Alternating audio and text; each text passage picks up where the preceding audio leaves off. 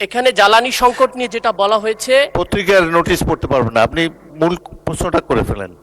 কোন এলাকায় জ্বালানি সংকট হয়েছে সেই সম্পর্কে মাননীয় মন্ত্রীর কাছ থেকে জেনে নেন, রিপোর্ট পড়ার দরকার নেই।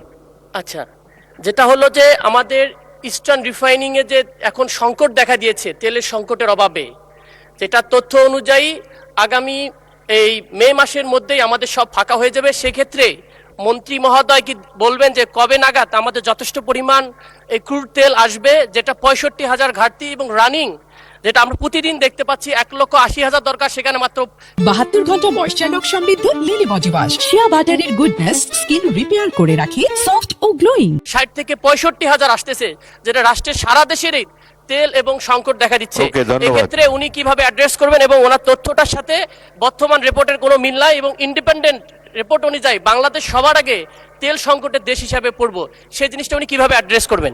মাননীয় মন্ত্রী। মাননীয় স্পিকার, ছিলাম বিদ্যুতে, এলাম তেলে। মাননীয় স্পিকার, আপনার আমাদের দেশে পত্রিকায় report আপনি আছে। যদি মনে করেন এটি সম্পূরক প্রশ্ন নয়, আপনি উত্তর না, নাও আমি দিতে পারেন। আমি সম্পূর্ণ প্রশ্ন না, তারপর উত্তর দেবই। উনি ইয়াং ম্যান, আমি আশা করি উত্তরটা দেওয়া উচিত, সেই জন্য আমি উত্তর দিচ্ছি।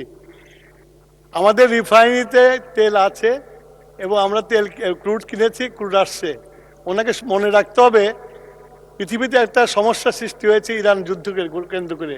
তারপরেও তারেক রহমানের নেতৃত্বে এই সরকার যে বিদেশ থেকে বিভিন্ন জায়গা থেকে তেল সংগ্রহ করে এনে আমরা তেল দিচ্ছি এবং রিফাইনারিতে আমরা পারচেস করেছি, এটা রাস্তায় আছে, এটা শেষ হওয়ার আগেই চলে আসবে।